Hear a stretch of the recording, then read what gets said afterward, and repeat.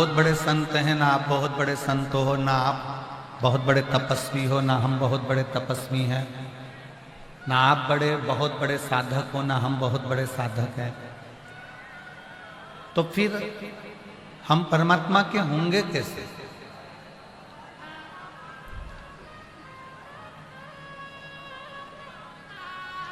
तुमरुका जी जब भ्रमण करते करते मृत्यु लोक में घूमते घूमते तुमरुका जी जा रहे थे और उनको देखकर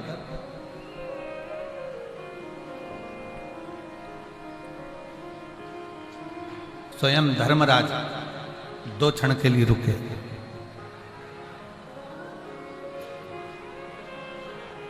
और धर्मराज ने तुमरुका जी को देखा तो तुमरुका जी रुके, पार्थिव लिंग का निर्माण करा, वृक्षों की पत्तियां तोड़ी, पत्तियां तोड़कर वृक्ष की पत्तियों को देवादिदेव महादेव को समर्पित कर रहे थे।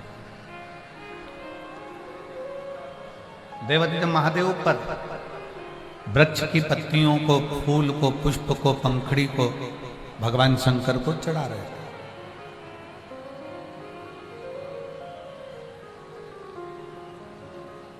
धर्मराज की दृष्टि चली गई। आज कथा का 7वां दिन है, बहुत सावधानी से सुनना। पूरी रात आपने इस कथा का इंतजार करा है और बहुत दूर दूर से आप लोग आए। धर्मराज की दृष्टि तुमरुका जी पर गई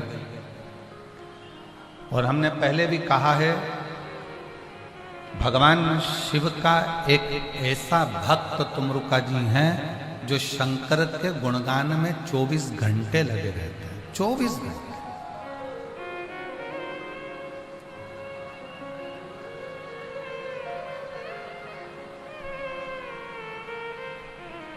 आवाज भी खोलो उधर की,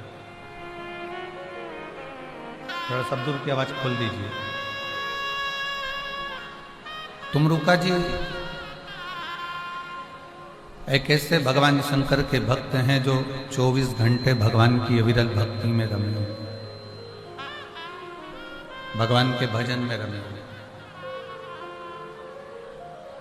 शंकर भगवान का नाम जाप, शिव का स्मरण, शिव का भजन, शिव की भक्ति उनके मुख से निरंतर बहता है। और मान लो यदि वो शंकर भगवान का नाम नहीं ले पाते हैं तो वो अपने कानों से शिव नाम सुनते रहते हैं। मेरी जीजियों, मेरे जीजाओं, मेरी बेटियों, बेटाओं, मेरी माताओं, मेरे भाई बहन, एक बात अपने अंदर उतार कर रखना कि अगर शंकर की कथा नहीं पढ़ सकते, शंकर भगवान का मंत्र जाप नहीं कर सकते या शिव का शिवालय भी नहीं जा सकते तो 24 घंटे में से कम 5 मिनट निकालकर शिव महापुराण की कथा सुना जरूर करो। सुना करो।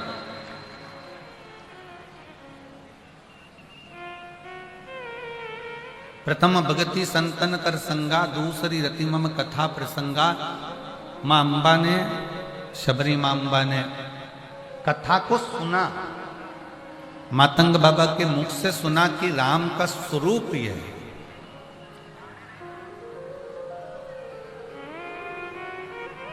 रुक्मणी जी ने जब पत्र लिखा था ना द्वारकाधीश को, तो उस पत्र में एक बात लिखकर भेजी थी कि मैं आपको देखी नहीं हूं आज तक, मैंने आज तक आपको देखा नहीं।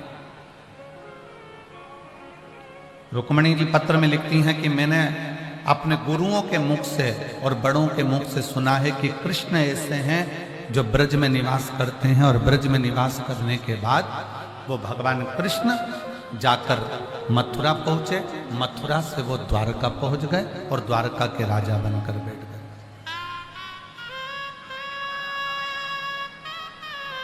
वो द्वारका के राजा बनकर बैठ गए। मैंने केवल सुना है, मैंने आपको देखा नहीं। आप किसी की बहुत बड़ाई करो, बहुत बड़ाई करो, वो व्यक्ति ऐसा है, वो व्यक्ति वैसा है, वो व्यक्ति वैसा है, वो व्यक्ति वैसा है, तो अंदर एक ललकता होती है, एक बार उसको देखे तो सही कि वो कैसा है। ये इतनी सारी मेरी जो जीजियाँ बैठी हैं, मेरे जीजा बैठे हैं, मेरी बेटियाँ बेटा बैठे हैं, मेरी माताएं बैठी हैं, मैं आपको कहूँगा, आपने टीवी पर कथा सुनी, सुनकर आपके अंदर शंकर के मंदिर जाने की ललकता जागी, एक लोटा जल चढ़ाने की ललकता जागी, और फिर ललकता जागी कि एक बार कथा के पंडाल में बैठकर कथा सुनकर तो देखूं कि बाबा देता क्या। बोल बम का नारा है, सारी समस्या का हल। आखिर शिव देता क्या, शंकर प्रदान क्या करता है? क्या इस पंडाल के अंदर क्या है?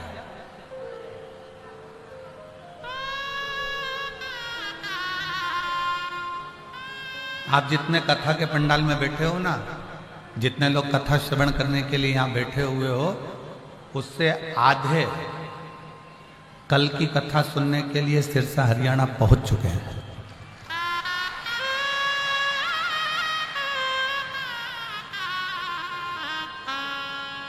आखिर शिव पुराण में ऐसा है क्या? शंकर भगवान के इस पवित्र प्रांगण में, शंकर भगवान के इस पंडाल में ऐसा होता क्या है? शिव कथा तो वही है जो गीता प्रेस गोरखपुर ने लिखकर यह दी है, और वही वाचन हम भी करते हैं, और उसी का स्मरण आप और हम कर रहे हैं।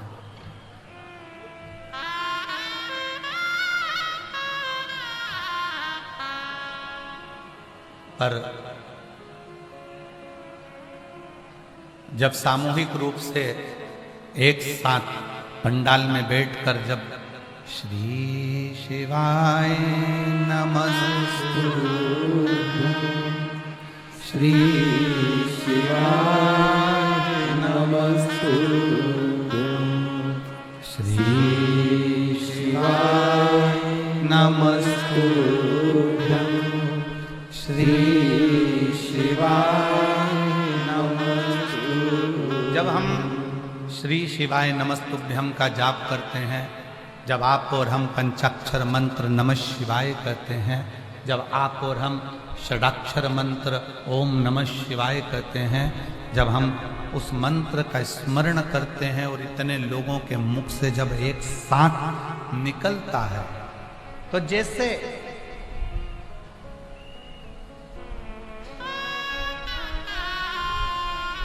सत्यभामा जी ने रुक्मणी जी से कहा था कि द्रौपदी के पास ऐसा क्या है कि हमारा कृष्ण हमको छोड़कर द्रौपदी के लिए भागकर चले जाता है?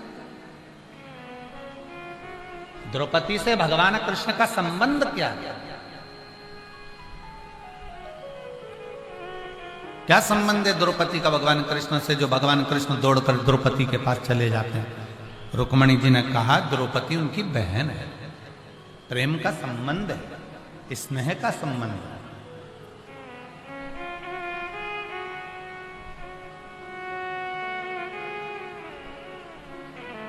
हाथ कट गया था, द्रौपदी ने अपना चीर फाड़कर उस हाथ पर लपेटा था, और मेरे भगवान कृष्ण ने वो चीर लाकर मेरे हाथ में दे दिया था। रुक्मणी, ये चीर लीजिए, इस चीर का एक एक धागा निकाल कर गिनना कि इसमें धागे कितने। रुक्मणी जी सत्यभामा जी से कहती हैं कि मैंने उस चीर का एक एक धागा निकाला, छोटा सा चीर था, उसका एक एक धागा निकाल कर मैंने गिना तो उसमें 9,999 धागे थे। जो द्रौपदी ने भगवान कृष्ण के हाथ में चीर बांधा था उसमें 9,999 धागे थे।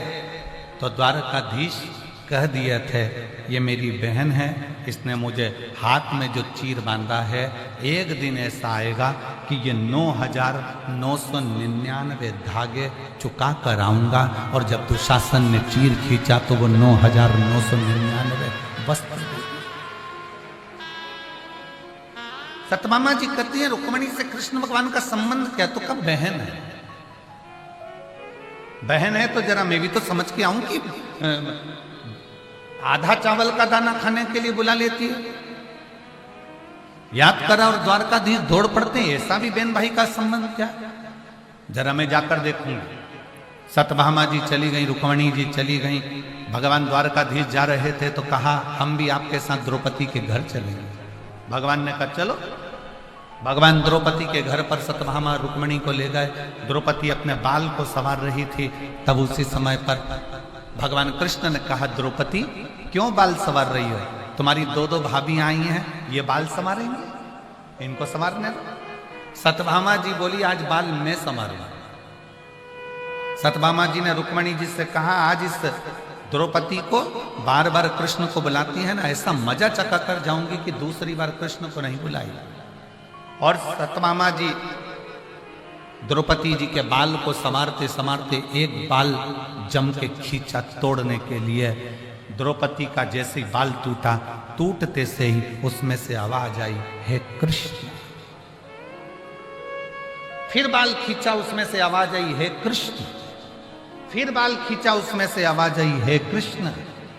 सत्यभामा जी को समझ में नहीं आया, दौड़कर रुक्मिणी जी के पास गई। समझ में नहीं आता, मैं द्रौपदी का बाल तोड़ती हूं तो उसमें से हे कृष्ण की आवाज आती है। रुक्मिणी जी बोली मुझको भी नहीं मालूम कि ऐसा हो क्यों रहा है। तब भगवान कृष्ण सामने आकर कहते हैं सत्यभामा जी मैं बताता हूं कि रुक्मिणी के बाल में से हे कृष्ण की आवाज क्यों आ रही है। भगवान कृष्ण कहते हैं रुक्मिणी जी तुम कह रही हो, सत्यभामा जी तुम कह रही हो कि मैं इस द्रौपदी के लिए दौड़ कर क्यों आता हूं, उसका एक कारण है। यह मनुष्य के शरीर पर 3.5 करोड़ रोम छिद्र हैं। पूरे मानव के शरीर में 3.5 करोड़ रोम छिद्र हैं। यह मनुष्य के शरीर में 3.5 करोड़ रोम छिद्र इसलिए दिए गए हैं कि दिन में 24 घंटे में एक बार 3.5 करोड़ बार मेरा नाम लेना। पर संसार का कोई मनुष्य मेरा नाम 3.5 करोड़ बार नहीं लेता। केवल एक है द्रौपदी जो 3.5 करोड़ बार मेरा नाम लेती है। केवल एक है द्रौपदी जो 3.5 करोड़ बार मेरा नाम लेती है। 3.5 करोड़ बार नाम लेती है, इसलिए उसके बाल को तुम खींच रही हो तो एक एक रोम में से कृष्ण की आवाज आ रही है, कृष्ण का नाम निकल रहा है। इसलिए मैं दौड़कर इस द्रौपदी के लिए आता हूं। इसलिए मैं दौड़कर इस द्रौपदी के लिए आता हूं। भगवान शंकर की कथा कहती है 3.5 करोड़ बार हम भगवान का नाम नहीं ले सकते। हो सकता है प्रयागराज में ऐसे संत हो जो एक दिन में 3.5 करोड़ बार नाम ले लेते हो, तो उनको मेरा प्रणाम, मैं दंडवत करता हूं। और आप में भी कोई हो 3.5 करोड़ बार जो एक दिन में नाम ले लेता हो भगवान का, तो आपको भी दंडवत है, प्रणाम है। पर हम और आप 3.5 करोड़ बार घर में रहते हुए भगवान का नाम नहीं ले पाते। इसलिए शिव पुराण कहती है कि कथा के मंडप में जाकर बैठ जाओ।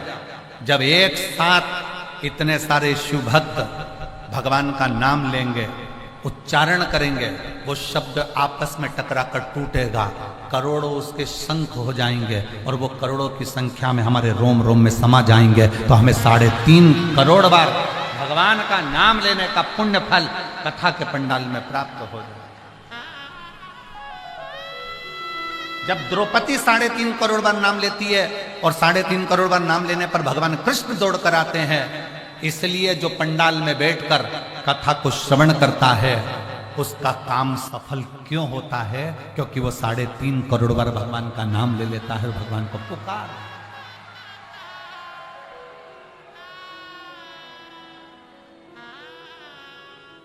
शिव के आश्रित होकर रुक्मिणी जी ने जो पत्र लिखा भगवान कृष्ण के कह दिया, मैं आपको नहीं देखी हूं पर मैंने सुना है।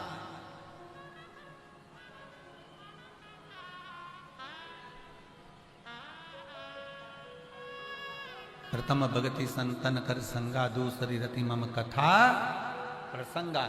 मेरे प्रसंग को सुनो। रुक्मिणी जी ने केवल भगवान के प्रसंग को सुना था। रुक्मिणी जी ने मन से भगवान कृष्ण को पति मान लिया। भगवान कृष्ण को पति, मानसिक विवाह कर लिया, दिल का विवाह कर लिया, हृदय का विवाह कर लिया।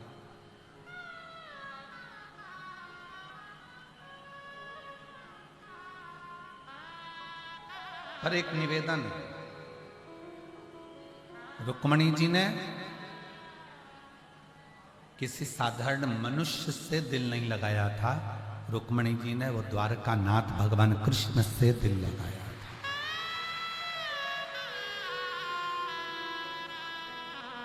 आज के पढ़ने वाले बच्चे कॉलेज में, स्कूल में जाने लगते हैं, कॉलेज में पहुंच जाते हैं और उनको कोई अच्छा लगने लगता है तो वो प्रेम की चिंता करने लगते हैं, प्यार की चिंता करने लगते हैं। मेरा निवेदन इस व्यासपीठ के माध्यम से है, प्रेम और प्यार की चिंता ना करते हुए अपनी एजुकेशन और अपने करियर की चिंता होना चाहिए। इतनी पढ़ाई करो, इतना विद्याध्ययन करो, एग्जाम का यदि टाइम आए, कंपटीशन एग्जाम में अगर बैठ रहे हो तो अपने परिश्रम को कम मत होने दो।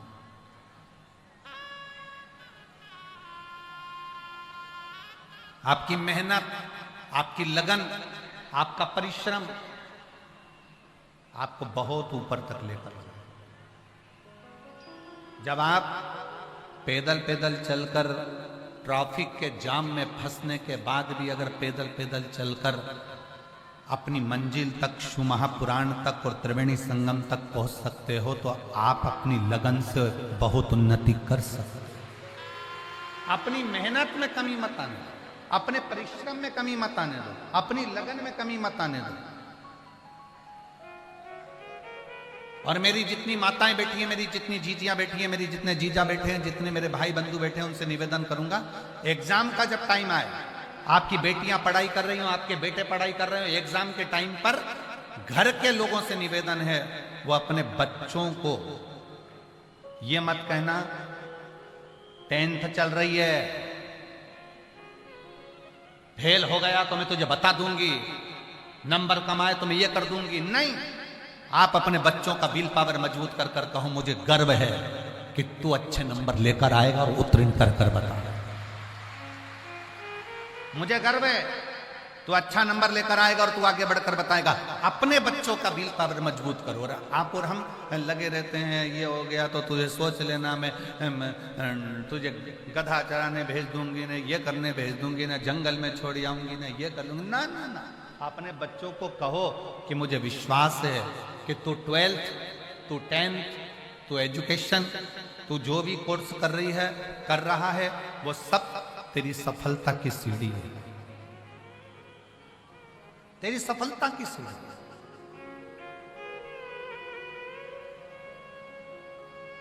भगवान शंकर की कथा कहती है, भगवान शिव का चरित्र कहता है। जिस समय पर तारकासुर को मारने के लिए भगवान षडानंद कार्तिकेय जा रहे थे, जिस समय तारकासुर का संहार करने के लिए षडानंद कार्तिकेय पहुंच रहे थे, तारकासुर को